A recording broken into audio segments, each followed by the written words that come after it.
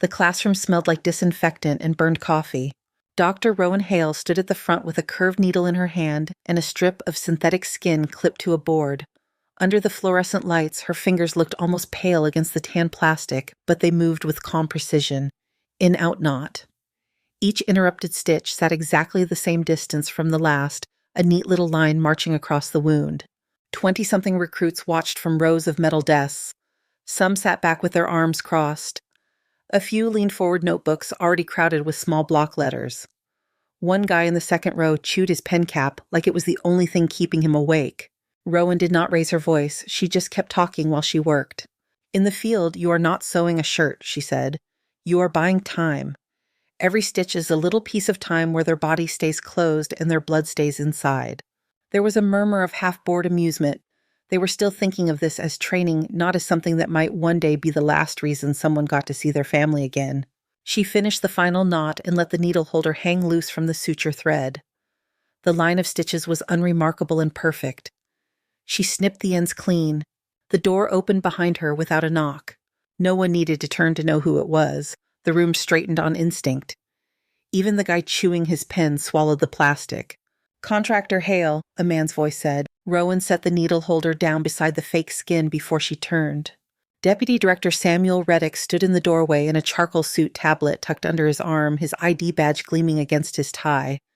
He had the kind of presence that came from years of being the highest-ranking person in most rooms.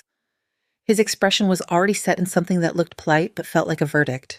Not doctor, he added, as if anyone had made that mistake out loud. Rowan laced her fingers in front of her, so he would not see how tightly she wanted to grip something. Sir, she said. Reddick walked to the front without asking, stepping into the thin strip of space between her and the recruits. For a moment they stood almost shoulder to shoulder. From this close, she could see the faint pulse in his jaw where he clenched it. He glanced at the board at the neat row of interrupted stitches, then tapped his tablet awake with one finger. I have been reviewing your curriculum, he said, voice carrying just enough to fill the room.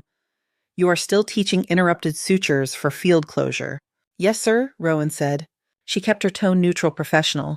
She could feel 20 pairs of eyes flicking between them. We have moved to continuous suturing protocols, Reddick went on. Faster closure, less material, consistent with current medical literature. He turned away from her, facing the recruits, now the tablet held like a prop. The Bureau updates its methods based on evidence and legal constraints, he said. Not personal preference, not outdated war stories. Someone in the back shifted chair, scraping softly against the floor. In a controlled setting, Rowan said, continuous sutures are fine. In a dusty warehouse with poor light and people stepping on your patient, they fail if the line is compromised. She could feel the room tighten a little. No one moved, but bodies always told on themselves. Reddick did not look at her. Are you challenging Bureau protocol, Contractor Hale? She felt the question like a hand on the back of her neck. Her pulse did not change. She had seen men die in dirt and fluorescent light. A deputy director in a clean shirt was not going to shake her. I am providing context from practical application, she said. He turned his head then just enough for their eyes to meet. His were a flat gray, unreadable. Hers were calm because they had to be. He swiped his thumb across the tablet. The screen reflected faintly in his glasses. For context, he said, addressing the room again. Contractor Hale was separated from Army service under less than ideal circumstances. Her record reflects a pattern of improvisation and disregard for command structure. The word improvisation hung there like a charge. The Bureau, Reddick continued, relies on institutional knowledge, on protocols developed by teams of medical professionals who understand operational liability. He let that sit. 3 recruits in the middle row exchanged quick glances. A woman in the front lowered her eyes to her notes. Rowan did not defend herself. Her hands stayed at her sides. She had learned years ago that sometimes silence carried more weight than anything she could say. Reddick walked back toward the door, still speaking to the class. You are here to learn how to operate within a system, he said. You are not here to reinvent it. His hand closed on the doorframe. He looked back over his shoulder, and this time he spoke only to her. Stick to the approved curriculum. If you cannot stay inside the lines, we will find someone who can. The door closed quietly. For a few seconds, the only sound was the hum of the lights and the soft metallic click as the needle holder on the board swung and settled. A hand went up in the back. Rowan looked toward the movement. The guy was broad-shouldered, early 30s, hair cut close, still carrying a little of an enlisted posture. His name tag read Collins. Ma'am, Nate Collins said, If continuous is faster, why do interrupted sutures matter in the field? Rowan picked up the board with the synthetic skin and carried it a little closer so they could see. Because speed only counts if the closure stays intact, she said. She picked up another strip from the tray, this one stitched with a continuous running line. Under the overhead lights, the nylon glinted. In a clean hospital with monitors and a full team, this works, she said. Now imagine you are on a concrete floor in a busted warehouse. It is raining through the roof. Someone drags your patient by the vest. She pinched one part of the continuous line with forceps and gave it a steady pull. The tension traveled. The whole line loosened and gaped. If one segment fails, the whole thing opens, she said. She set that piece down and lifted her interrupted sample. Each stitch was tied off individually. She hooked one and pulled harder this time. The knot tore free, leaving a small gap. The rest held. With interrupted sutures, each knot is its own insurance policy, Reshipirad. You might lose one. You do not lose all of them. It takes 90 seconds longer. 90 seconds is worth it. Someone exhaled slowly through their teeth. Pens started moving again. A woman in the second row raised her hand. Dark hair in a tight bun, sharp eyes tag reading Ruiz. Where did you serve, ma'am? Tessa Ruiz asked. Rowan set the boards back down. Sangar Outpost, she said. Afghanistan, 3 tours. Another voice from the left side. What happened? A recruit asked. The tag on his chest said Hall. His tone carried more curiosity than malice, but the room leaned with him. Rowan paused. It was only half a beat, but silence has its own weight. I disobeyed a direct evacuation order during an operation, she said. Stayed behind to treat a local interpreter who was hit while covering our retreat. She kept her eyes on them, not on the floor, not on the wall. Command decided the risk to the mission outweighed one life, she went on. I calculated differently. Did he live? Nate asked. Yes, Rowan said. And they tossed you for it, Tessa said. She did not sound surprised, only verifying. Dishonorable discharge, Rowan said. Yeah, that settled over the room. Some of them had probably already read the sanitized version of her file. Hearing it in her voice made it real. Nate leaned forward for arms on his desk. Des? Would you do it again? He asked. Rowan began putting the instruments back into the tray. Needle holders, forceps, scissors. Each tool returned to its slot with a soft metallic sound. Her hands were steady. Every time, she said. She closed the lid on the tray. You learn protocols because that is your starting point, she said. They are not the person bleeding in front of you. She checked the wall clock out of habit. 10 minutes left in the block. Practice interrupted sutures on your pads tonight, she said. I will check your spacing tomorrow. Chairs scraped as the recruit stood and started filing out. A few nodded as they passed her. Most did not meet her eye, not yet. Nate lingered near the front with Tessa at his shoulder. That was solid, ma'am, he said, offering his hand. Rowan shook it briefly. His grip was firm but respectful. You will need more than solid if you end up on entry teams, she said. That is the plan, he said. Tessa gave a small, crooked smile. For what it's worth, she said, half the class thinks Reddick has not been in a real stack in 15 years. The other half thinks you are a walking IA complaint. Rowan felt something like a smile press against the back of her teeth. Both can be true, she said. They laughed and left. The door closed behind them and the room went back to humming lights and empty chairs. Rowan rolled up her left sleeve.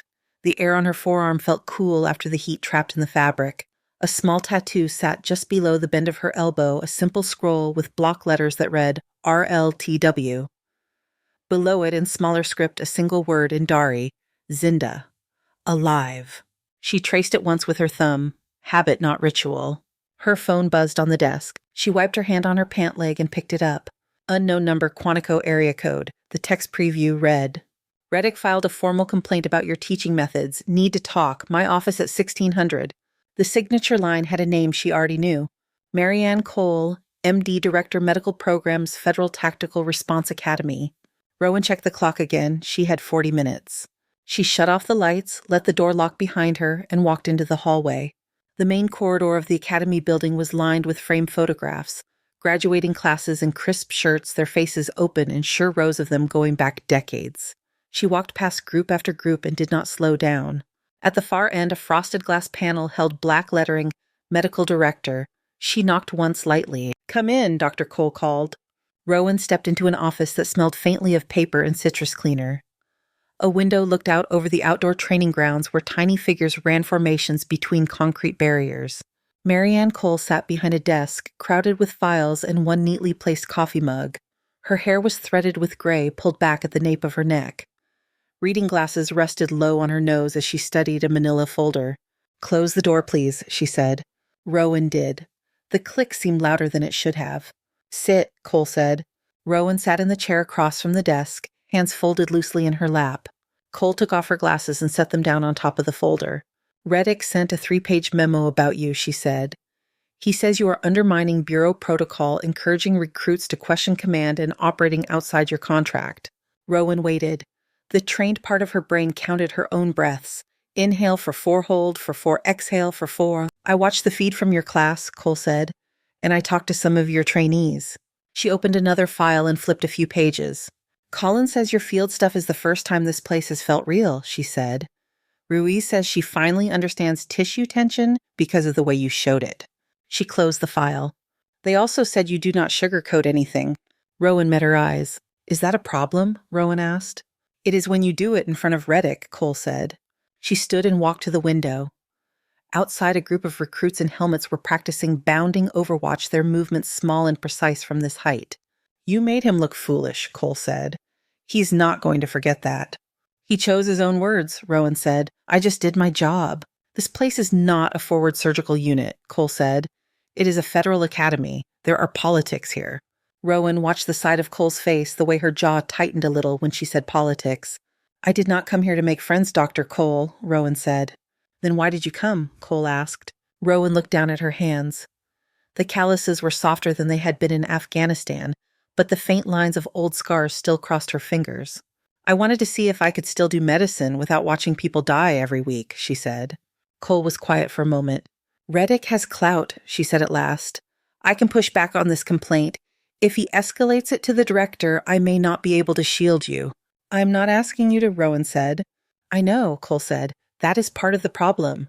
She walked back to the desk and picked up a thin folder different from the one with the complaint. She slid it across to Rowan. "Live exercise next week," Cole said. "Multi-agency full tactical run, Red Ridge Steel Plant outside Denver, hostage scenario." Rowan opened the folder. Black and white diagrams of the plant's floor plan filled the pages. Steel walkways, stairwells, access points. Someone had annotated it with colored markers. She flipped to the medical logistics page and her eyes stopped. "No field intubation kit listed. Medivac ETA 12 minutes. She frowned. 12 minutes is an eternity with a crushed airway, she said. "The protocol assumes basic stabilization until transport," Cole said. "Oxygen jaw thrust positional." "And if that is not enough?" Rowan asked. Cole tapped a finger once against the desk. "Then the scenario gets adjusted," she said. "It is training, variables are controlled." Rowan closed the folder.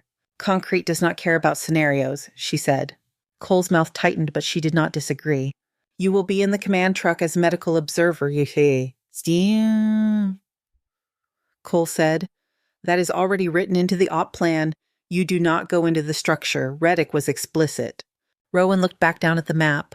Thin lines of catwalks crossed over the main floor. In one corner, someone had circled a rusted stairwell and written "Watch Load" in red pen. "Is that clear, Cole?" "Is it clear?" Cole asked. "Yes, ma'am," Rowan said. Cole sat back in her chair watching her. "Try not to give him another reason to come after you," Cole said. Rowan stood the folder still in her hands. "I will be in the truck," she said. She stepped out into the hallway.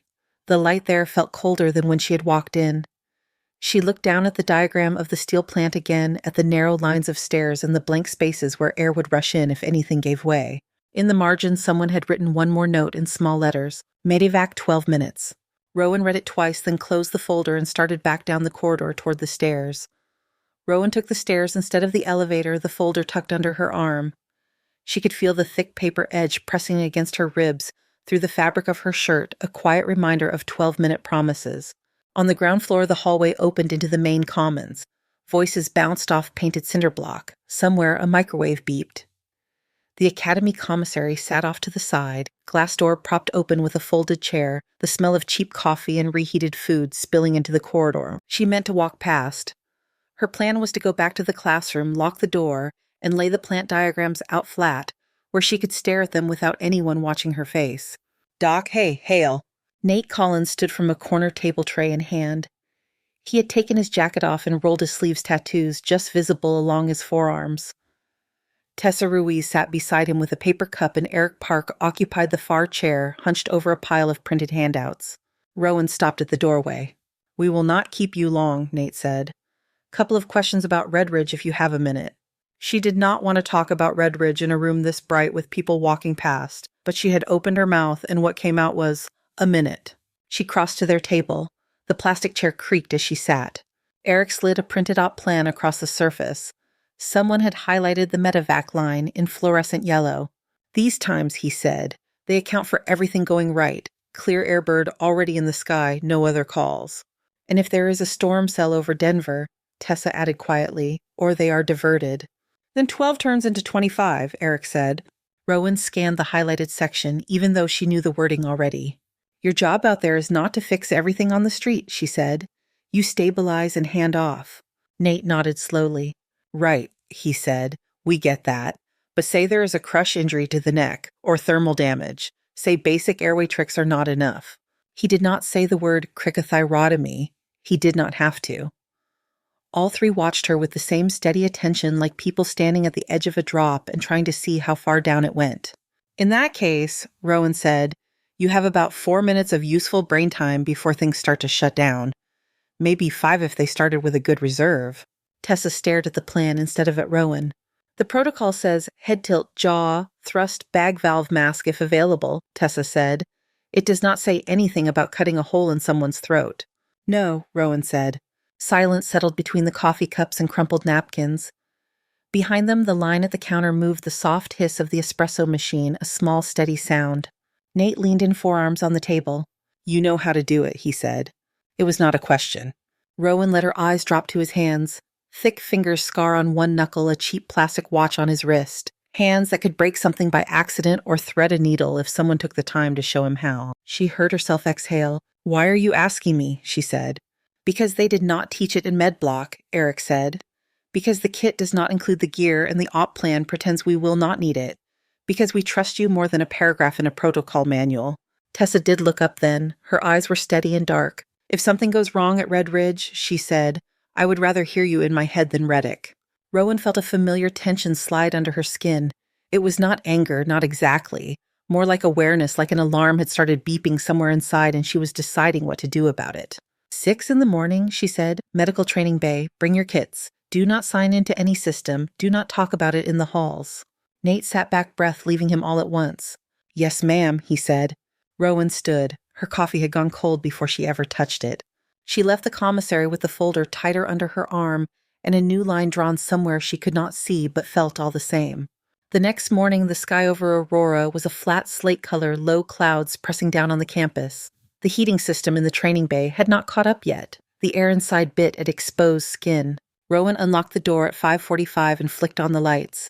The room blinked to life in segments, one row of fixtures, then the next. Stainless steel tables, racks of plastic torsos and limbs, open cabinets lined with neatly stacked gauze and bandages.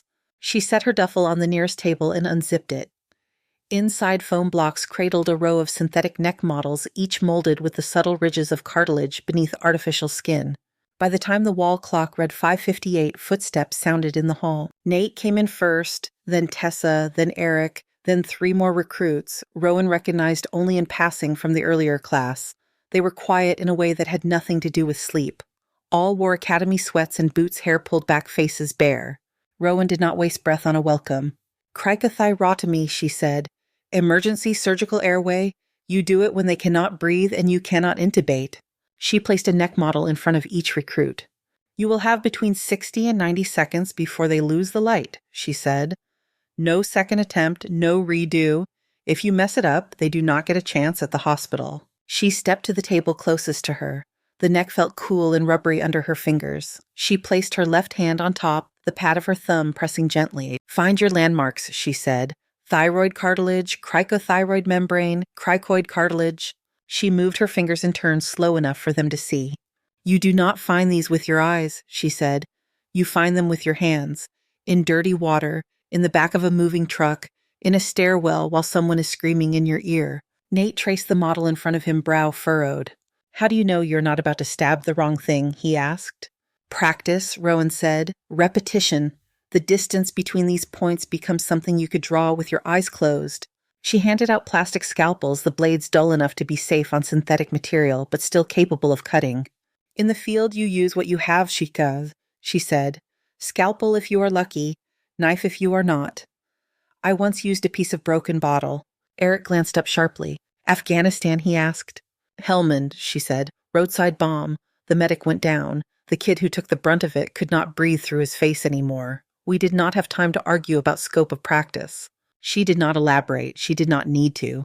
The room went even quieter. You are not trying to be pretty, she said. You are trying to make a hole the right size in the right place. She showed them the motion. Horizontal cut 1 centimeter through simulated skin and membrane. Her hand did not hesitate.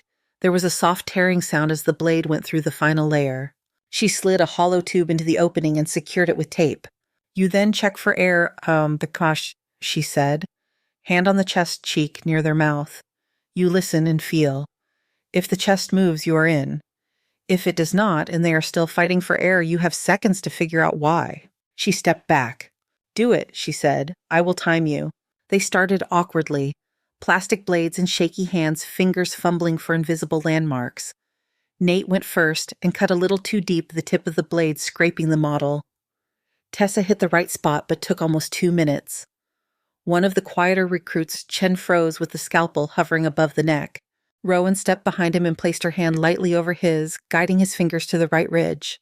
Hesitation is fear that does not know what it can do yet, she said. Cut. He did. The rubber split. Air hissed softly through the training tube. Again, Rowan said. They went through it a second time, then a third. By the 4th repetition, Nate had shortened his time by nearly half. Tessa moved with clean economy, her eyes almost closed as she felt for the membrane. Chen still shook, but his cuts were no longer wandering. At 7:15, the door opened with a soft hydraulic whine. Dr. Cole stood in the doorway, tablet in hand. Her gaze took in the neck models, the scattered packaging, the recruits in a rough half circle with scalpels in their hands. No one spoke. Cole's eyes settled on Rowan. Contractor Hale, she said. A word. Rowan set her scalpel down on the tray and nodded once at the recruits. Keep going, she said. Swap models between you. Do not talk yourselves out of it. She followed Cole into the hallway, closing the door behind her. The corridor was empty. The soundproofing was good enough that the room behind them might as well have been another building. Cole kept her voice low. Reddick called me 20 minutes ago, she said. Someone mentioned you were running unscheduled sessions. Rowan leaned back against the cool wall. They asked, she said. That is not the point, Cole said. You are teaching a procedure that is not in the approved curriculum, the one Reddick spent the last 6 months helping write. He will call this insubordination and a liability. Rowan looked through the narrow window in the door. Inside, Tessa was correcting Chen's grip, her fingers repositioning his hand on the model with more confidence than she had showed a week ago. They will be in that steel plant with or without this, Rowan said. If something collapses and a throat is crushed, pretending this does not exist will not protect anybody. Cole watched her for a long second. You are doing exactly what he is waiting for, Cole said. He wants a pattern. He wants to take that memo and add this to it and walk it upstairs wrapped in a bow. Then he can, Rowan said. I am not the one who has to tell their families we had the knowledge and chose not to use it. Cole closed her eyes briefly, then opened them again. I am not your enemy, she said. I know, Rowan said. Cole exhaled the sound more tired than angry. He is escalating this to the academy director, she said. After Redridge, he wants your behavior on the record when things are real and everyone is watching. Rowan straightened off the wall. So he is waiting for me to fail, she said. He is waiting for you to prove the story he already wrote about you, Cole said. She pushed off the wall and walked away, tablet pressed against her chest. Rowan watched her go, then stepped back into the training bay. 6 sets of eyes swung toward her. Are we in trouble? Chen asked. Only if you stop practicing, Rowan said. A nervous laugh bubbled up from somewhere near the back. We keep at it until all of you can do this in your sleep, she said. Then we will see how much trouble it is worth. They stayed another hour. By the time she dismissed them, everyone in the room could complete a passable cut-and tube in under 70 seconds. Tessa hit 48 once. Nate grinned at his own 51 and then flushed when she caught him at it. Rowan packed the equipment back into her duffel with the same care she used for live tools. Each model went back into its slot. Each empty blade wrapper went into the trash. Her phone sat face down on the corner of the table screen, dark. As she zipped the bag, Tessa spoke. "Why are you risking this for us?" she asked. Rowan paused. "Someone risked it for me once," she said. "First deployment, Ranger took shrapnel to the neck. I froze. The senior medic grabbed my hand, put it where it needed to be, and talked me through the cut while the guy was turning blue." "Did he make it?" Nate asked. "Yes," Rowan said. 67 seconds that felt like an hour. She slung the duffel over her shoulder. "The medic told me something after," she said. "He said you train until the part of you that knows what to do speaks louder than the part that is afraid." She left them with the smell of antiseptic and plastic in the air and the sound of their own breathing filling the room. Out in the hallway, she checked her phone. A new text waited on the lock screen from an unknown number with a bureau tag. "This is Special Agent Daniel Ortiz, Counterterrorism. I would like to speak with you about your service record. Are you available this afternoon?" Rowan stared at the message, her thumb hovering over the glass. She typed one word. "Why?" The reply came back almost immediately. "Because I know what really happened at Sangur, and I do not think you were the one who should have paid for it." Her pulse ticked a little faster. She looked at the clock. 10:20. She sent him a time and a room number. The conference room on the 3rd floor had no windows. The air felt trapped the way it always did in spaces designed for classified conversations. A single carafe of coffee sat on the sideboard, half full and lukewarm. Ortiz was already there when she walked in. Early 40s, dark hair, cut short tie, slightly loosened like he had been living in this building for years. He stood when she entered. "Dr. Hale," he said, "thank you for making time." "Special Agent Ortiz," she said. They sat the long table between them. He opened a slim laptop and spun it so the screen faced her. The document on it was heavily redacted, thick black bars cutting through paragraphs, but the headings and timestamps were still visible. "That is the full after-action package from Operation Lionsgate," he said. "Not the version legal drafted for your discharge board, the one that stayed in our system." Rowan's throat felt dry. "In your official record," Ortiz said, "the interpreter is a line item, local asset non-critical. Your refusal to leave is framed purely as insubordination." He tapped a key. The document scrolled to a section marked Intelligence Exploitation. "In reality, Fareed Naveed had been providing us with route patterns for a network of bomb makers," Ortiz said. "He survived because you stayed. We rolled up 3 of his targets within 2 weeks. One of them had a map of a convoy route with the word fun written on it." Rowan watched the cursor blink in the center of the screen. "The decision to pull you out was flagged later as an operational failure," Ortiz said. "Your commanding officer was transferred to a training post in Kansas, quietly. Your name is the one on the dishonorable discharge." He closed the laptop. "Why are you showing me this?" Rowan said. "Because people in this building see the word insubordination in your file and stop reading," Ortiz said. "They do not see the part where your judgment saved lives on paper as well as in blood." He leaned back, hands flat on the table. "And because Deputy Director Reddick does not like what he cannot control," Ortiz said. "He is building a narrative. I have seen that pattern before." Rowan let her hands rest on her thighs so he would not see them curl. "You think he planned Red Ridge that way?" she said. "I think he planned your position in it," Ortiz said. "Observer only, no gear, no authority. If anything goes wrong, he will make sure you are either ineffective or insubordinate." He slid a card across the table. "If what actually happens on that floor does not match what ends up in his report," he said, "call me. I have access to the feeds. Body cams, building cams, radio logs." Rowan looked at the card but did not pick it up. "You think there will be something worth calling about," she said. "I think old steel plants have a way of surprising people," Ortiz said. "And I think you have a habit of stepping over lines when someone is dying on the wrong side of them." He stood. "Thank you for hearing me out," he said. After he left, the room felt even smaller. Rowan sat a while longer, the card between her fingers. The print pressed faintly into her skin. Her phone buzzed. "Nate." Exercise briefing moved up. Tomorrow at 0900 instead of Thursday. Reddick is running it. She closed her eyes for a moment, then slipped Ortiz's card into her pocket and stood. The next morning, the briefing room felt smaller than it had the week before. Rows of chairs faced a wall of screens.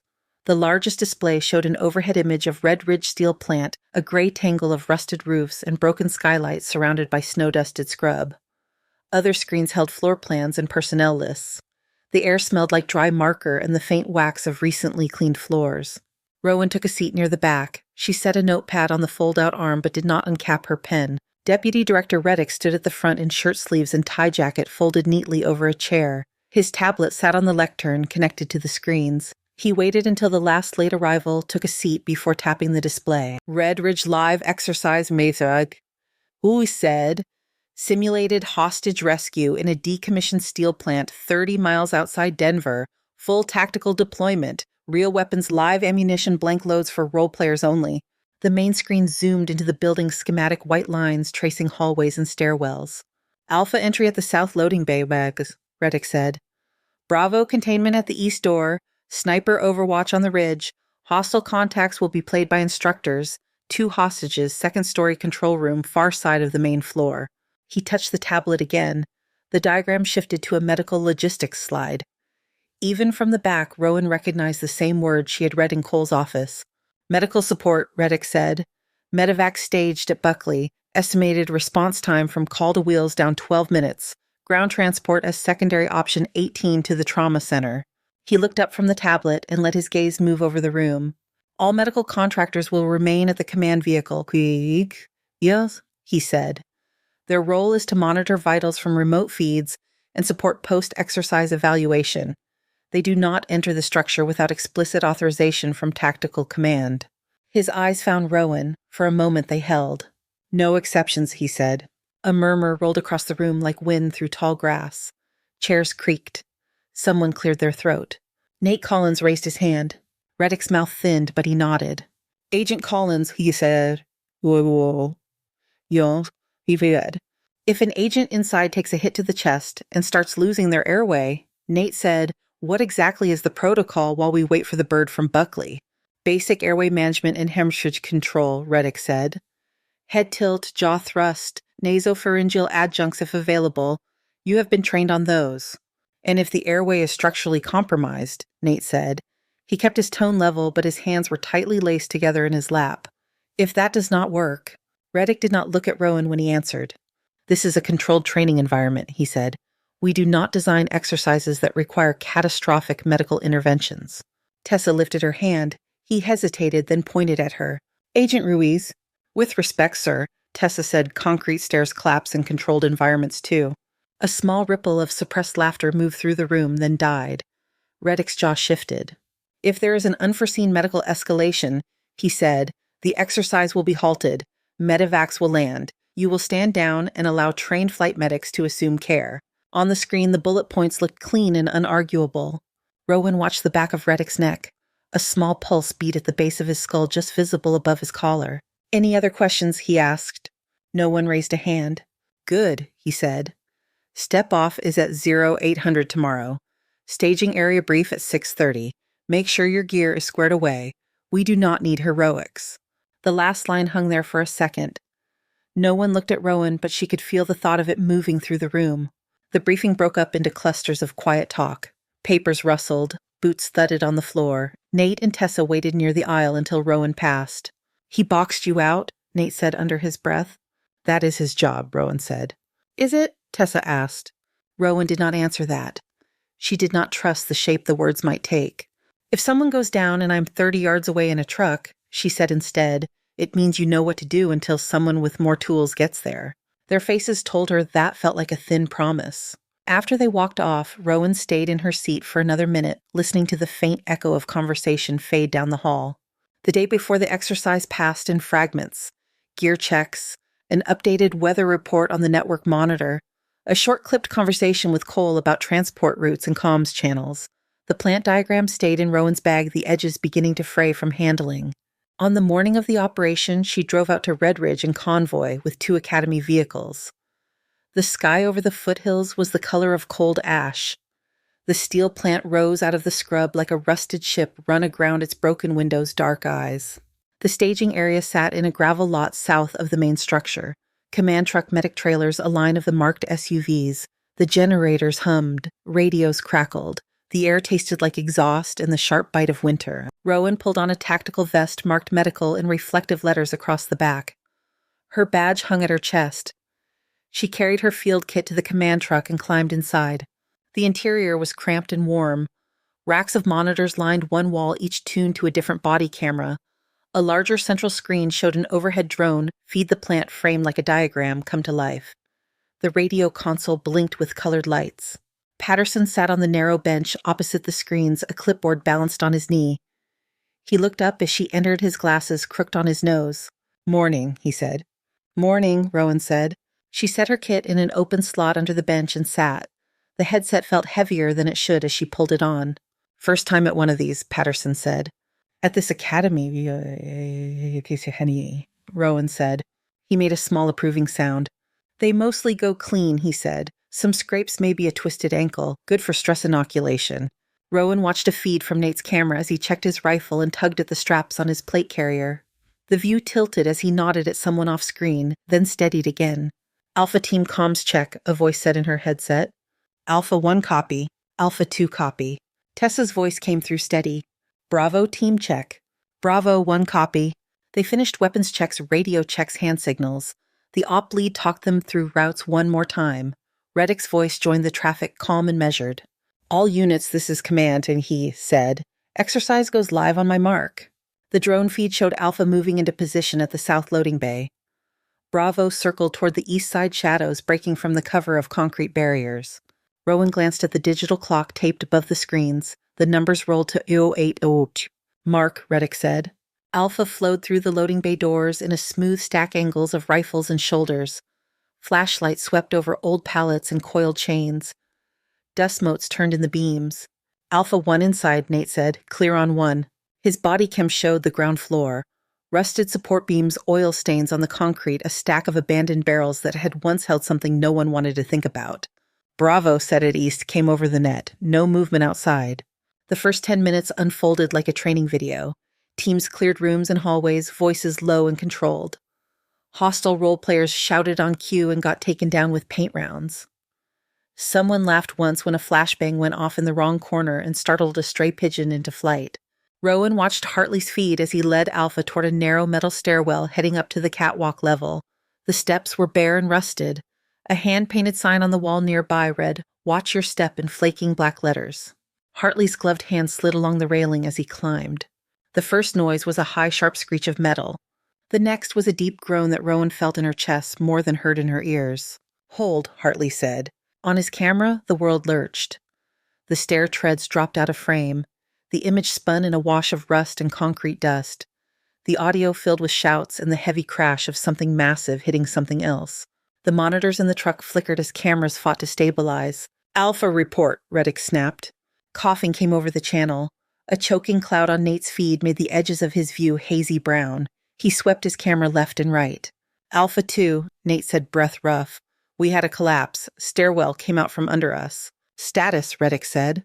"We have 3 down," Nate said. "Hartley is pinned. Ruiz has a leg injury. Park is out, maybe concussion." Rowan leaned forward, eyes on Hartley's feed. The image steadied. He was on his back, one arm trapped, the other free. A length of steel beam lay across his chest, pinning him from shoulder to hip. Dust coated his face, turning it a flat pale, his lips already starting to tint. "Try to lift that beam," someone said off camera. "On 3. Hartley drew a breath that sounded wrong, wet, shallow. They counted. The beam shifted a fraction of an inch. Not enough. Rowan watched his chest. The left side rose with each attempt at breath. The right barely moved.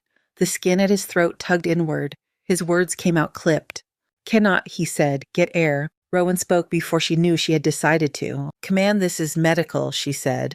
"Hartley is showing signs of tension pneumothorax. Collapsed lung pressure building in the chest cavity." "Medical stay on observation," Reddick said. "Medevacs are en route." "Ide," Rowan said. There was a beat. 12 minutes, the air controller answered. Hartley's hand fumbled at his chest. His fingers clawed at his vest like there might be room to pull the air in if he could just find it. "He does not have 12 minutes, Rowan said. "He has 2 or 3 before his heart stops." Patterson glanced at her, then at the screens.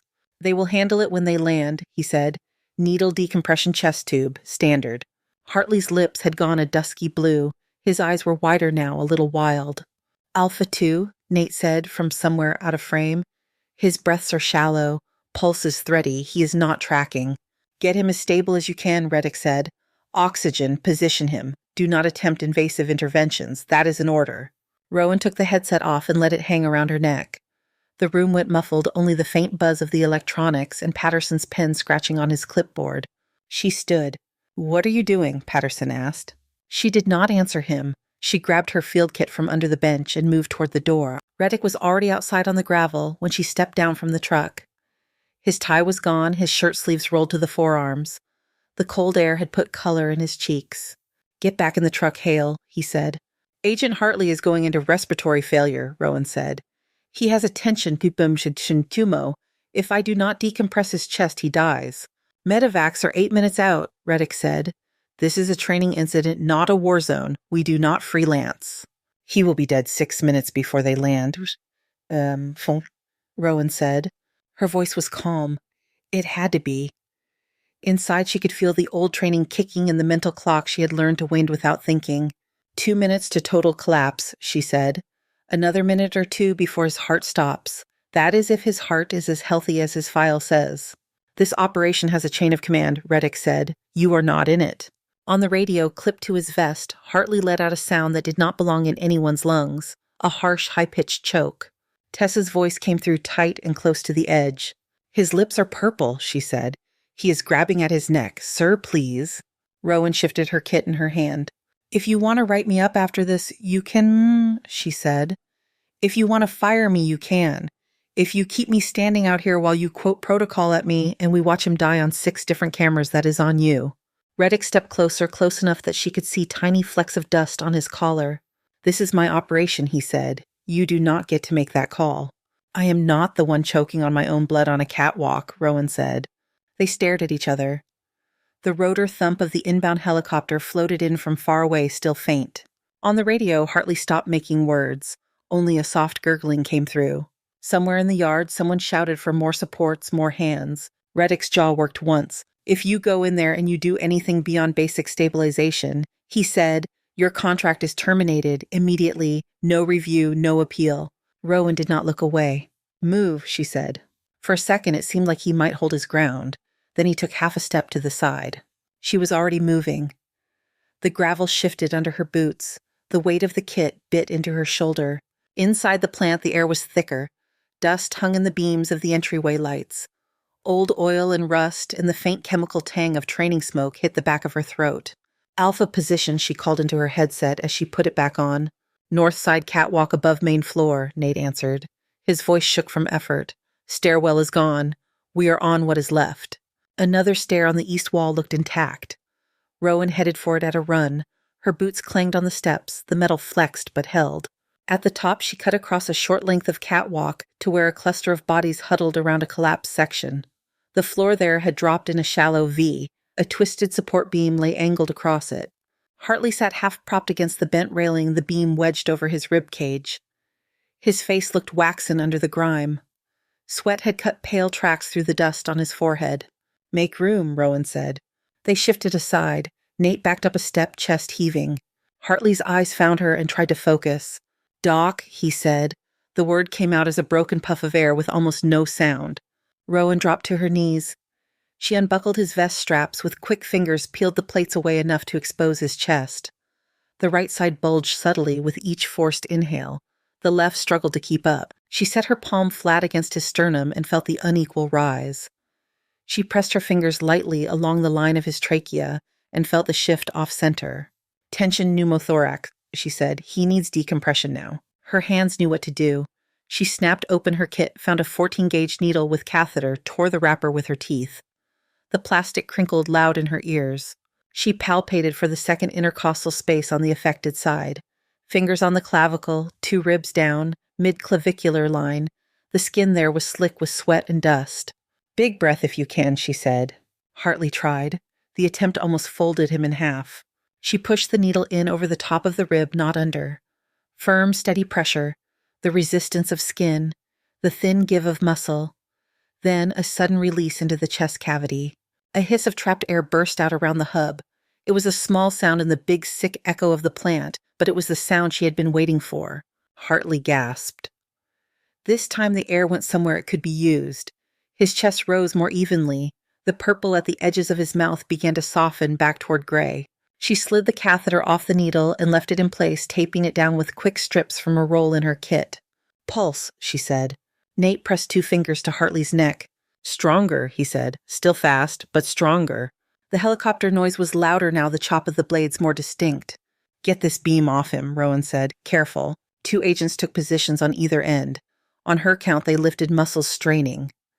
The beam shifted enough for Hartley to slide free with help from Nate and Tessa.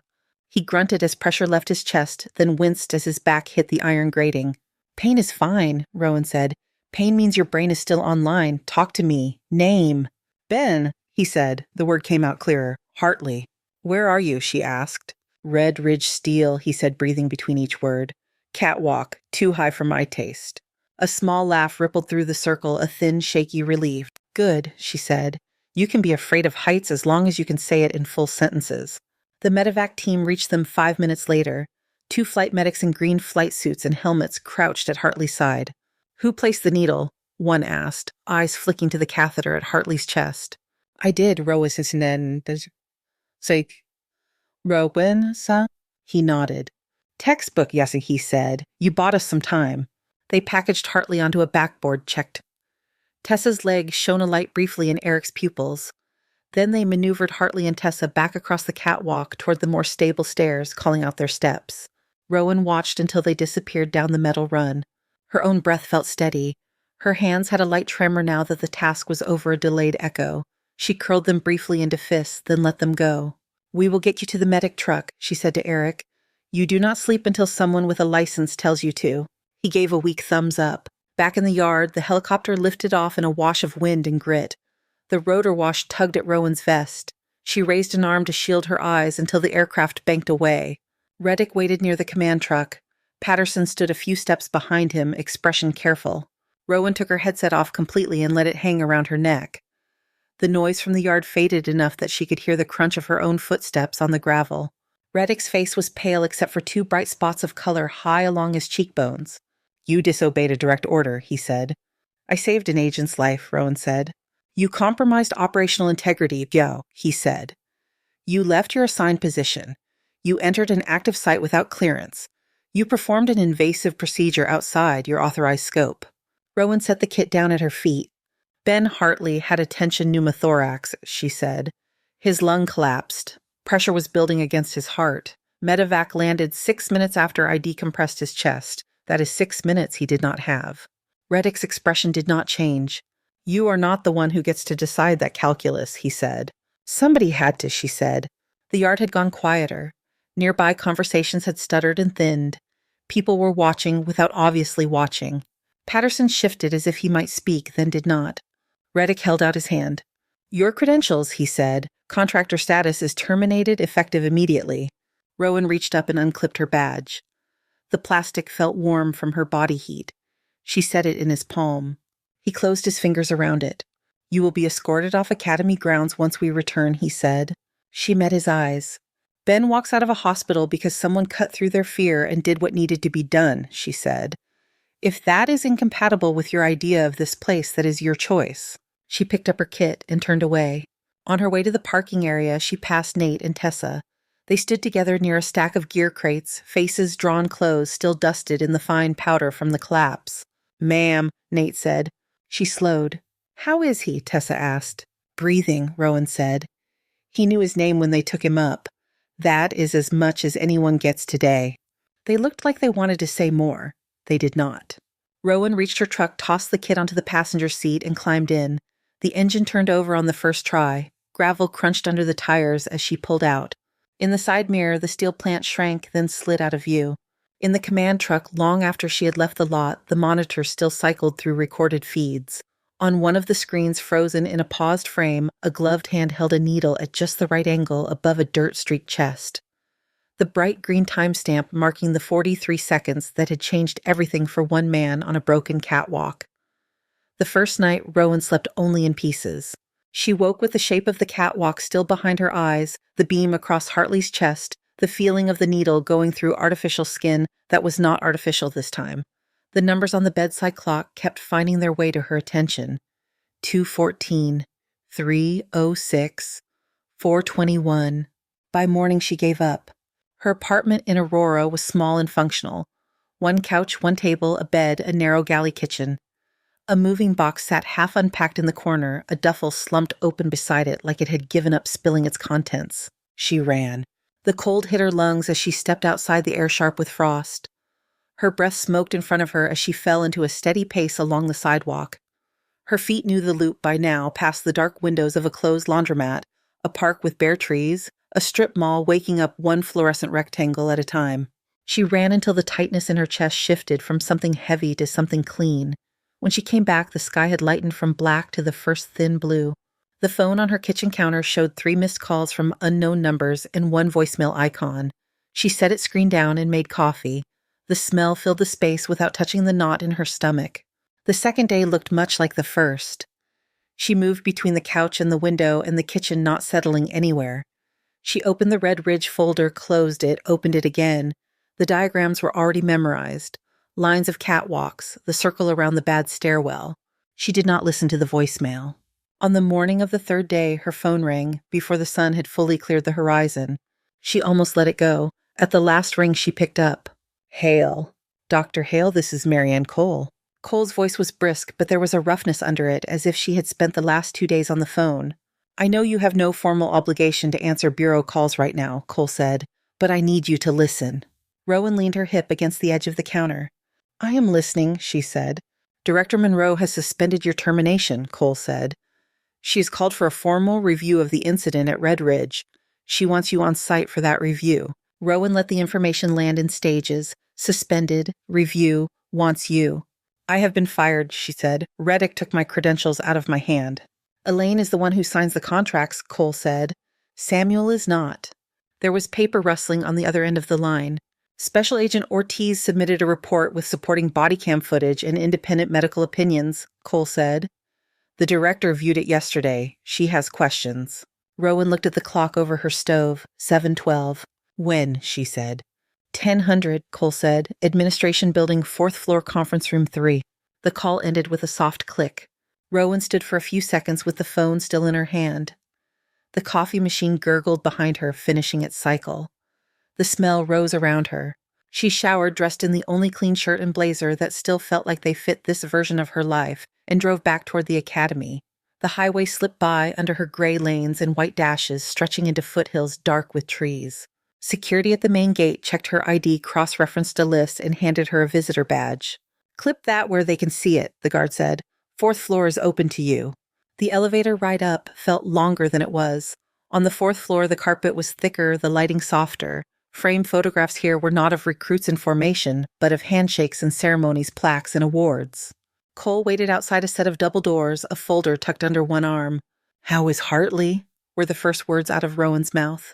Holding his own, Cole said. Chest tube went in clean, no significant residual damage. They extubated him this morning. Some of the tightness in Rowan's chest loosened. And Ruiz, Rowan said. Hairline fracture, Cole said. Crutches for a bit. Park has a mild concussion and a headache the size of Kansas. She looked Rowan over once like she was checking pupil reaction. You ready? Cole asked. What happens in there? Rowan said. Elaine watches, Cole said. Samuel talks, Ortiz talks, you talk. The evidence sits where it sits. She pushed the door open. The conference room was long and bright with windows on the one side looking out over the training grounds. A single large table ran down the center. At the far end, Director Elaine Monroe sat with an open laptop and a legal pad. Silver threaded her dark hair. Her suit was simple and perfectly cut. She had the posture of someone used to people looking at her when she spoke. On her right sat Samuel Reddick, jaw tight, a stack of printed documents in front of him. On her left, a man in a dark suit Rowan did not recognize, likely legal. Ortiz occupied a chair midway down the table, his laptop already wired to the wall screen behind Monroe. Cole took a seat near him. Dr. Hale, Monroe said, thank you for coming on short notice. Director, whoops. Gacker, Rowan said. She sat where Cole indicated directly across from Ortiz. Monroe folded her hands on the table. We are here to review the events at Red Ridge, she said. I have read Deputy Director Reddick's report, Dr. Cole's statement, Agent Ortiz's incident brief, and the attached medical opinions. Before we look at any footage, I would like to hear what happened in your words, starting from the moment the stairwell collapsed. Rowan could hear her own pulse, a faint rhythm in her ears. She laid her palms flat against her knees under the table, grounding herself in the pressure of her own weight. Alpha Team was moving up the south stairwell, she said. Hartley's stack led. The stairs gave way under them. I saw the collapse on the body cams. She kept her voice even. There was no need to add anything that did not matter. After the dust cleared, she said, I saw Agent Hartley pinned under a steel beam across the chest. His respirations were rapid and shallow. On the feed, the right side of his chest rose less than the left. His skin color shifted to cyanotic around the lips. His trachea appeared deviated on camera. She glanced at Ortiz. He was not typing, he was just listening. I informed command that Hartley was showing signs of tension pneumothorax, Rowan said. I requested permission to enter the structure and perform decompression. Command denied that request and instructed me to remain in the truck and wait for medevac. Monroe's expression did not change, but her pen moved once on the pad a small note. ETA for medevac at that point was 12 minutes, Rowan said. Hartley's observed condition suggested he had 2 or 3 minutes before cardiac arrest. She let that sentence sit for a beat. I considered the instructions from command against his likely survivability if we stayed on plant, she said. I chose to enter the structure. Reddick shifted. You disobeyed a direct order, he said. Monroe held up a hand without looking at him. You will have room to speak, Samuel, she said. Let her finish. Rowan continued. I reached Hartley's position, she said, Guillaume. Depression, she said. Confirmed signs of tension, pneumothorax through physical assessment. I performed needle decompression using a 14-gauge catheter at the second intercostal space midclavicular line. There was immediate release of air and improvement in his respiratory effort. His color improved, his pulse strengthened. She remembered the hiss of air, the way his chest had finally risen under her palm. The details stayed behind her eyes. Medevacs arrived approximately 6 minutes later, she said. Hartley was transported to the trauma facility with a patent airway and restored hemodynamics. She closed her mouth. The silence that followed did not feel empty. It felt like a space where something was being weighed. Thank you, Monroe said. She turned to Reddick. Deputy Director, your report states that Agent Hartley was stable at the time of Dr. Hale's intervention and that her actions were unnecessary and potentially dangerous. Do you stand by that characterization? I do, Kissig, Reddick said. This was a training environment, not an active combat zone. Hartley's distress was serious but not immediately life-threatening. Medevacs were minutes out. Hale's choice to enter the structure and perform an invasive procedure outside scope undermined the chain of command and exposed the Bureau to risk. Monroe watched him as he spoke, her face unreadable. Agent Ortiz, she said when he was done, show us the footage. Ortiz turned to his laptop. The wall screen flickered, then filled with the view from Nate's body camera. The collapse played out again. Dust shouts the shaking frame.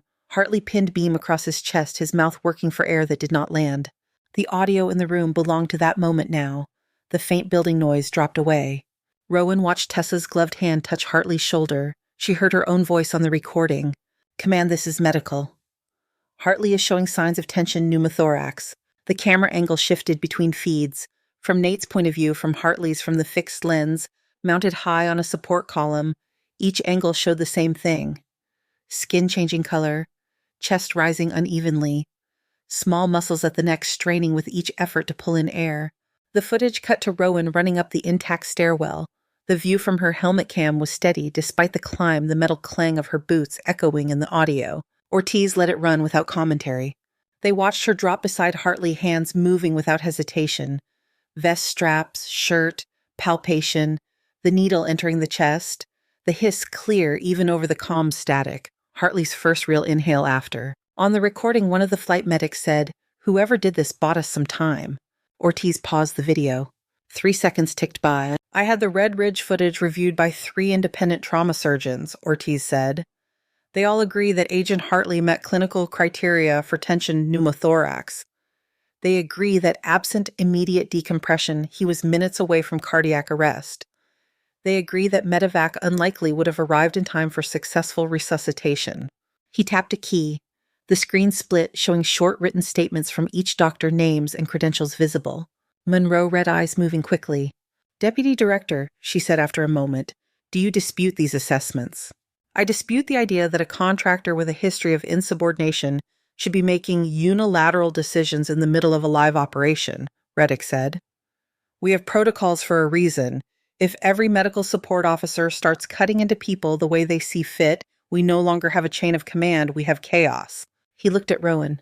You were brought here to teach basic field medicine and observe training, he said, not to play savior on a catwalk. Cole's fingers tightened slightly around the pen she held. She did not speak. Rowan felt the old heat rise under her skin. She kept her voice level. I was brought here because I have experience keeping people alive when conditions are bad, Bao, she said. That is what I did. You can rationalize this any way you want, Reddick said, but the simple fact is you ignored a direct instruction, again. Monroe's gaze shifted between them, then settled on Rowan. In your Army file, Monroe said, the discharge documentation uses that same word, insubordination. She glanced at Ortiz. After reading Agent Ortiz's report, I requested the intelligence community's internal review of Operation Lionsgate, she said, the one not included in your court-martial packet. Her eyes returned to Rowan. It describes your refusal to evacuate as a critical factor in preserving an asset whose information led to disruption of multiple hostile operations, she said. The officer who ordered you out was later reassigned based on that decision. The conference room seemed to narrow around that statement. You lost your commission and your career as a result, Monroe said. He moved to a desk. Rowan did not respond. There was nothing in that arrangement of facts that surprised her. Hearing it aloud still landed heavier than reading it could have.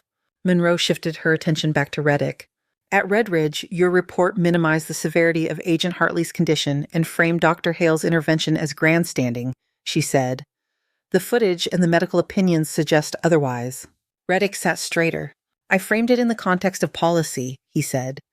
We cannot have personnel deciding which orders they will follow based on personal conviction.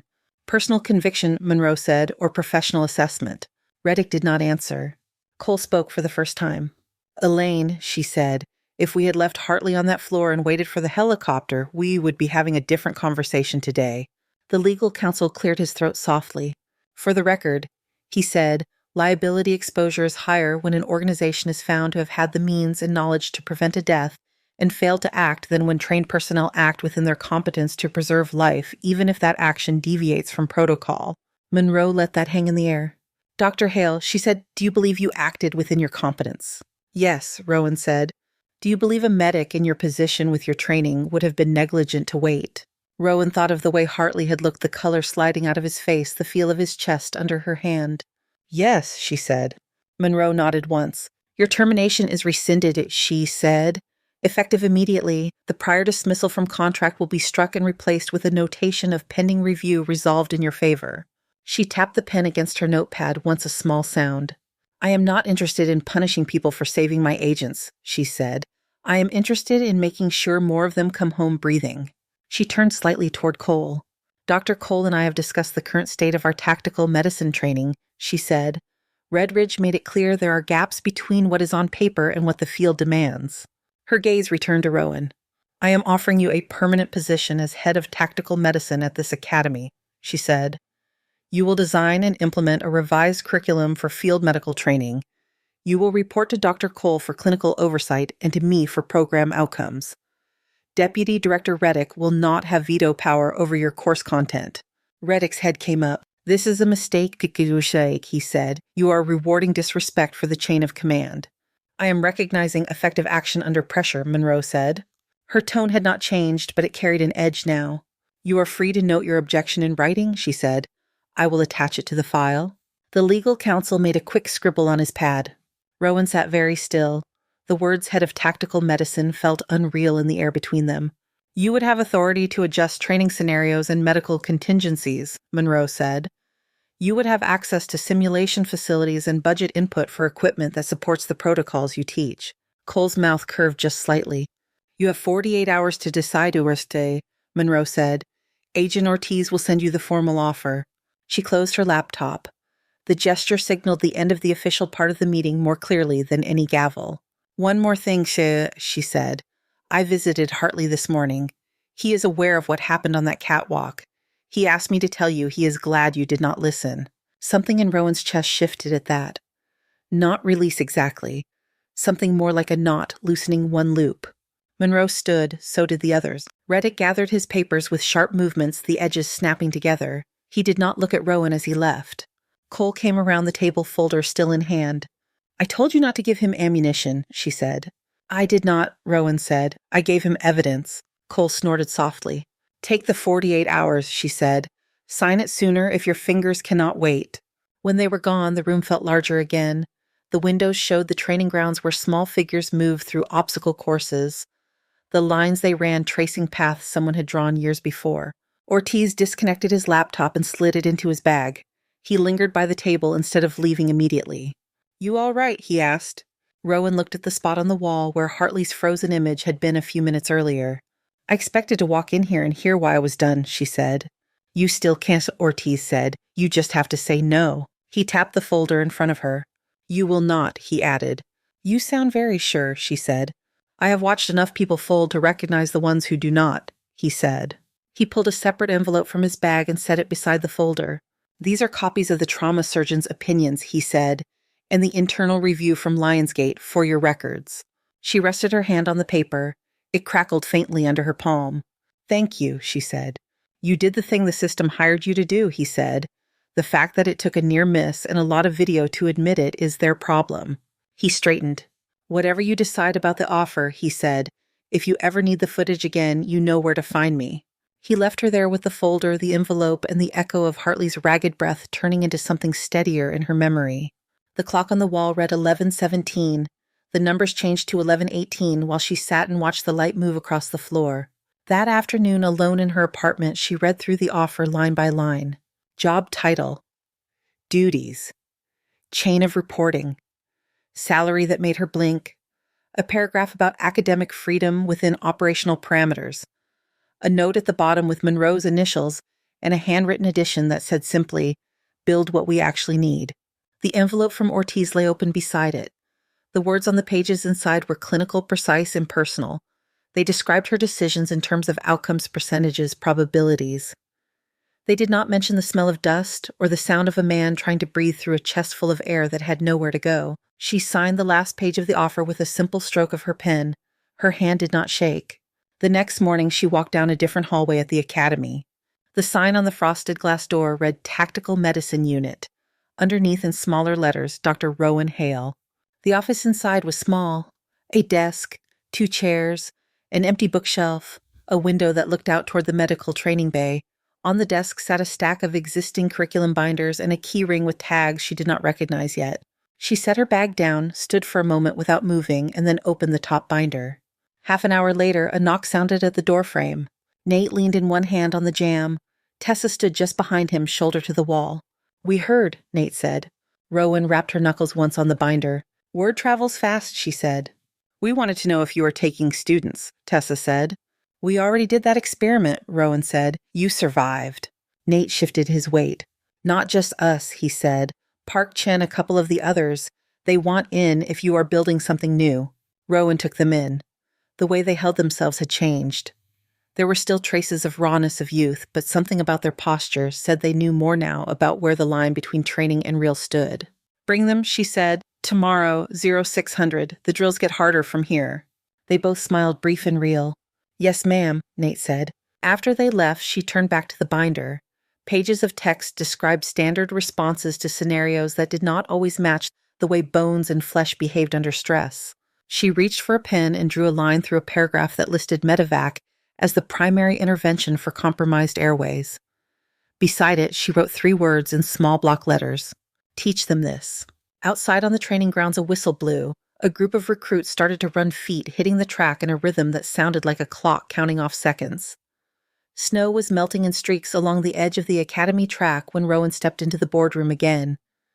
This one was smaller than the director's conference room with a round table instead of a long one. The windows looked out over the medical training wing. A muted television in the corner showed a news channel with the sound off. On the table in front of her, a laptop displayed a slide full of numbers. The board members settled into their seats. Elaine Monroe sat at the far side, Dr. Cole beside her. 2 other administrators, one in his 60s with a rigid spine, and another younger with an open notebook filled the remaining chairs. You have the room, Dr. Hale, Monroe said. Rowan clicked to the next slide. We have run the revised tactical medicine curriculum for 6 months, she said. 4 classes through the full program, 80 agents total. Graphs appeared on the wall screen, clean lines against a white background, time on the horizontal, percentages on the vertical. In that period, Rowan said, graduates of the program have been primary responders in 5 incidents involving penetrating trauma and airway compromise. Pre-program survival in comparable cases was 62%. In these 5 cases, survival was 100%. The older administrator leaned forward. His nameplate read Hawkins. These were domestic operations, he said. Yes, Rowan said. Denver, Phoenix, Albuquerque, and 2 in the Chicago field office. Details are in your packets. She kept her voice plain. The numbers were the story: a bullet in an alley in Phoenix, a crushed chest under a collapsed porch in Chicago, a car wreck on black ice just outside Denver, where a bystander with a broken collarbone had been the one to call for help. What changed? The younger administrator asked. Specifics. We stopped treating medevac as the first solution, Rowan said. We started teaching agents to treat the first 5 minutes as theirs instead of as a waiting room. Needle decompression, surgical airways, real hemorrhage control, triage under fire. We drilled until they could do it with adrenaline in their system and mud on their hands. She clicked again. The slide shifted to a series of still images. Gloves streaked red, a tourniquet cinched high on a thigh, a paramedic shaking his head and mouthing the words, "Who taught you that?" on a blurred body cam frame. No agent exceeded their clinical training, Rowan said. All actions were within accepted trauma practice. The difference is now they have more than bandages and hope. Hawkins drummed 2 fingers lightly on the table. There is concern, he said, that encouraging agents to make independent medical judgments in the field could lead to confusion about authority in a crisis. Rowan met his eyes. If their medical judgment conflicts with a tactical order they call their medic lead on comms, she said, if that lead is me, I will tell them whether to cut or not. That is not confusion. That is a chain extended to cover the situations protocols did not anticipate. Cole gave a small nod. Monroe watched Rowan and then looked to Hawkins. The question is not whether the program is perfect, Monroe said. The question is whether it keeps more of our people alive. Hawkins glanced at the charts one more time. His shoulder shifted, the kind of movement a man made when the numbers in front of him left little room to maneuver. I move that the tactical medicine unit become a permanent program, he said, required for all field agents. The younger administrator said second. The vote took less than a minute. Hands up one after another. No one objected aloud. If Reddick had thoughts, he kept them to himself. He was not in the room. Monroe closed her folder. Motion carries, she said. Dr. Hale, you will receive an updated charter and budget allocation by the end of the week. Rowan nodded once. Thank you, she said. Monroe's mouth eased just slightly. Do not thank us, she said. You build something that works, we catch up. It was not praise, it landed somewhere better. Outside in the corridor, Cole caught Rowan's arm. You just became a line item with a title, Cole said. That matters. Rowan looked toward the glass wall that overlooked the training bay. Through it, she could see figures moving around practice tables, blue gloves flashing. It matters if it gets through their hands and into the field, she said. She said. Then keep putting it there, Cole said. Spring turned to summer. The days stretched long, then began to shorten again. The tactical medicine unit grew into its new shape. The training bay looked different now. The old mannequins had been replaced with newer models that bled simulated blood when cut, that could swell and change color, that had lungs, which rose and fell under the right hands. Cabinets held pre-packed cricothyrotomy kits, labeled in clear block letters. The walls bore laminated diagrams of airway landmarks and hemorrhage control zones. Nate Collins moved through the space with a clipboard and a whistle. His name badge now read Senior Tactical Medic, the ink barely dry. He ran drills the way he had once run squads, voice carrying just enough to be heard over the noise of air compressors, and shouted patient handoffs. Again, he told a group of recruits practicing tourniquets on each other. 30 seconds or less, high and tight. If they can still feel their toes, you did not pull hard enough. Tessa Ruiz came in less often. Her assignment with a field team in Denver kept her on the road. When she did appear, it was usually with a story and sometimes with a scar. "You would have liked this one," she said one afternoon, swinging herself up to sit on the edge of a table. Her leg brace was gone, a faint white line traced along her shin now where the fracture had been. "House fire out in Arvada," she said. "Roof caved in. Neighbor went in to help, got pinned. Chest crush, labored breathing trachea shift. The local EMS was 10 out. We were 2 in." She described the needle in the cold air, the hiss, the look on the firefighter's face when his lungs opened up again. "We got him out before the second floor came down," she said. Rowan listened. She did not say good job. She did not need to. It was there in the way Tessa told it, in the way her hands demonstrated the cut, without thinking about it. Eric Park moved into advanced airway training. He stood at the head of a table while a line of recruits watched him slide a tube into a mannequin's artificial trachea. 41 seconds, Nate called out, looking at the stopwatch on his wrist. Eric grinned, flushed with a quiet satisfaction that had not been there in the commissary months ago. When he caught Rowan watching, he gave a small shrug. "Turns out I do fine as long as no one is dropping a building on my head," he said. "Good to know your thresholds," Rowan said. News of the program did not stay inside the academy walls. Emails arrived. A request from the Phoenix field office for a condensed version of the course. A question from a training coordinator in New York about adapting the material for joint operations with local police. A note from a paramedic in Chicago who had seen the new techniques in action and wanted to sit in on a class. Then there was the one from Cole that had a different weight. Subject line DOD inquiry. Rowan opened it at her desk. The message was short. "Department of Defense is standing up a review of combat medic training. They want you to consult. 3 days at the Pentagon, initial brief only. Interested." Beneath it, Cole had added a single line. "They know your file. They called anyway." Rowan stared at the words for a long moment. Her hands rested on either side of the keyboard, fingers slightly curled. She typed back, "I will go if I have full latitude to speak to protocol gaps, not just to what they already do." Cole replied within 10 minutes, "You will." Director Monroe cleared it. 2 weeks later, Rowan stepped through a set of metal detectors in a building where the walls were thicker, the doors heavier, and the flags larger. The briefing room at the Pentagon was colder than the Academy boardroom. Air conditioning hummed behind the walls. A long table sat under recessed lights.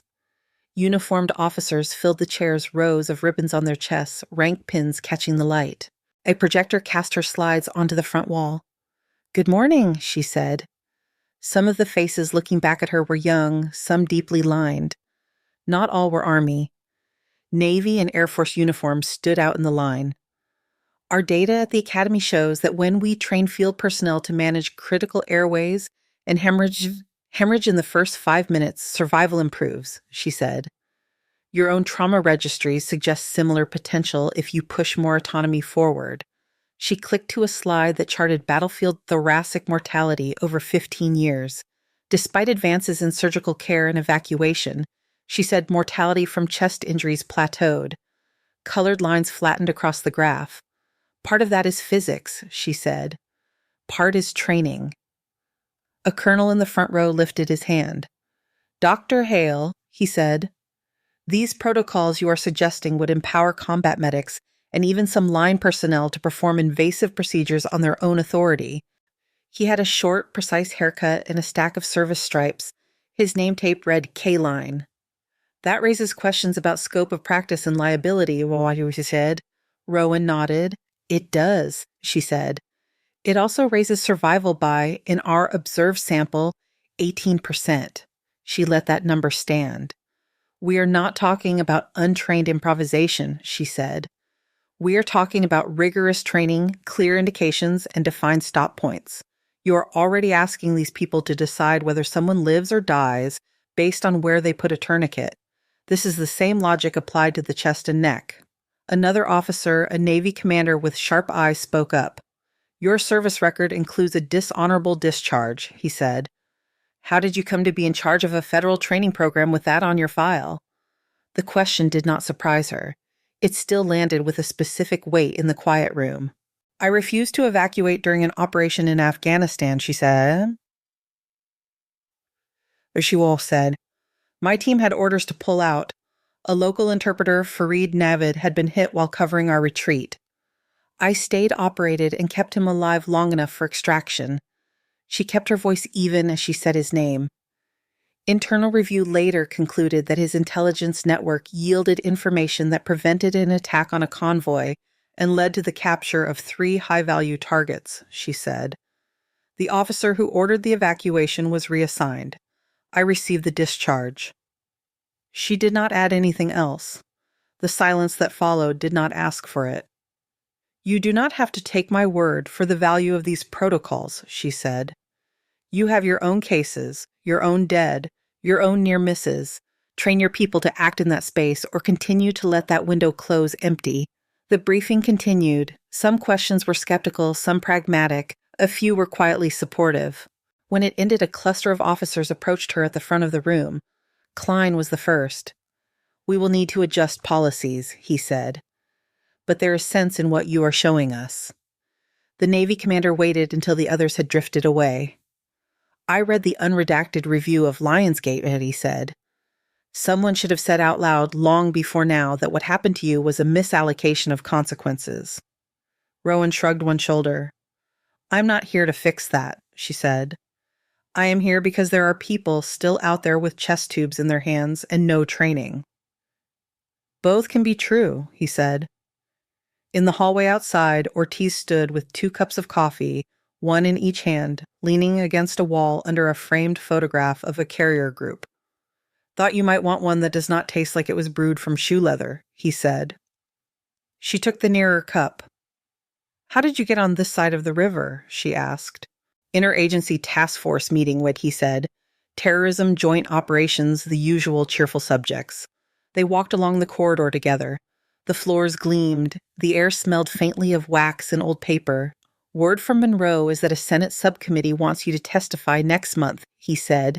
Emergency medical response in federal operations. Rowan sipped the coffee. It was too hot and a little bitter, but it beat the machine in the academy break room. I am not a lobbyist, she said. Good, Ortiz said. They have enough of those. He glanced over. They want what you already did in that boardroom, just with cameras and longer tables, he said. Numbers cases, what went wrong and what went right. Rowan thought about the way Hartley's chest had looked under that beam, the way Tessa's voice had sounded when she said his lips are purple. They are not going to want to hear about blood on the floor, she said. They do not have to like it, Ortiz said. They just have to have it in the record. They parted ways at the security checkpoint. Back at the academy, life slid back into its pattern. Drills, briefings, paperwork. A pile of equipment requisitions on Rowan's desk that needed signatures and budget codes. Training schedules that had to be rearranged when someone in admin decided a different module was more important for a week. Some evenings after the official schedule ended, the lights in the tactical medicine bay stayed on. Rowan stood at the side of the room while a new crop of recruits practiced needle decompressions. The soft pop of plastic being pierced and the hiss of expelled air sounded in a steady rhythm. Nate walked between tables correcting grip and angle. Your fingers are eyes, he told them. If you do not see the rib, you will stab it. Eric ran a parallel station working through airway adjuncts. Chen, quieter but more confident now, supervised chest seals. On a Tuesday afternoon, an email popped up from an address tagged Hartley Benjamin. Subject line guest spot, he wrote in plain sentences. They have me running a tactical response workshop next week, he said. Director suggested I invite someone from medical to talk through Red Ridge from your angle. Figured I would go to the source. He ended with a line that made her pause. If you are willing to stand in front of the room and tell them what you saw. When you looked at me on that floor, I think they should hear it. She typed back. I will be there. The following Thursday, she stood at the back of a classroom while Hartley told a room full of agents about structural assessment and the difference between a sound stairwell and one that only looked like it might hold. His chest rose evenly under his shirt. A faint scar peeked above his collar when he turned his head. When he finished, he motioned to her.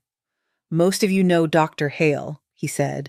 You probably heard some version of what happened at Red Ridge. You are going to hear the version from the person who had her hand next to my heart while everyone else was waiting for the bird. Rowan walked to the front. The room went quiet. She did not tell them what they owed her. She told them what a tension pneumothorax looked like and sounded like what it did inside the body. She told them how fast his color had changed and how long it had taken her to reach him from the truck. She told them that the metal under her knees had been cold through her pants. When she finished, one of the younger agents raised his hand. "Would you do it again?" he asked. She thought of the stairwell in Sangur, the dirt, the blood, the noise. Fareed on a cot that was not meant for surgery, Hartley on a catwalk in Colorado, air-trapped where it did not belong. "Yes," she said. He nodded as if that was the answer he had expected and needed to hear. That night, long after the building had emptied, the training bay sat quiet. The tables were wiped down. The mannequins rested under sheets. The only light came from a strip over the storage cabinets. Rowan sat on the edge of a practice table with her phone in her hand. The screen lit her face. A new message had arrived an hour earlier from a foreign number she did not recognize. "This is Fareed Naveed, the interpreter from Sangur. Agent Ortiz helped me find a way to contact you." She had read the first line 3 times before breathing properly again. The rest of the message weighted words in careful English. "I heard about your work at the academy," he wrote. "I wanted to say thank you, not only for staying when they told you to go, but for making sure what you did for me was not buried as a mistake." He went on. "I live in Europe now," he wrote. "I have a family, a daughter. She is 3. We named her Rowan." Her vision blurred for a moment. She blinked hard. Her thumbs hovered over the keyboard. "You do not owe me anything," she typed and erased. She settled on something else. "You are the one who survived," she wrote. "I just bought you some time." The dots appeared, then another line. "You bought me a life," he wrote.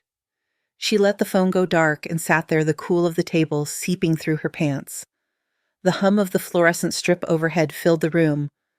After a while, she slid off the table and crossed to one of the cabinets. Inside, neatly stacked, were training neck models. She picked one up and turned it in her hands. The synthetic skin was smooth. The ridge of the cricoid cartilage was exactly where it should be. She set it on a table and laid her fingers along the curve, eyes closed. Thyroid cartilage, membrane, cricoid. Outside through the high windows, she could see a sliver of the track. Under the lights, a late group of recruits ran laps, their footfalls rising in a steady rhythm. To her, it sounded like a line of seconds, each one a small chance waiting to be used. The next morning at 0600, the bay filled with another class. They stood in a half circle, some still rubbing sleep from their eyes, others already wired with nerves. Rowan stepped to the front. "People like to talk about the golden hour," she said. "In this work, what you really have is the first 5 minutes. That is yours. What you do with it or do not do is the difference between whether someone goes home or does not." She moved to the nearest table, laid a hand on the neck model. "You are going to learn how to own those minutes," she said. "Not with big speeches, with what you can do with these." She held up her hands. They were steady. She reached out and took the hand of the recruit closest to her, a young woman whose name badge read Singh. Rowan placed Singh's fingers on the model's landmarks, guiding them. "Feel that, she said. "That is where you start." The room smelled like antiseptic and coffee. The lights hummed. Outside somewhere, the world kept throwing up reasons to know exactly where to put a blade and how deep to go.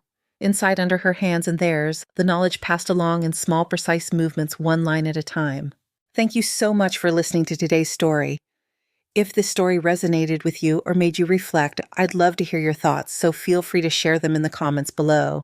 And don't forget to like, subscribe, and hit the notification bell so you won't miss the next story.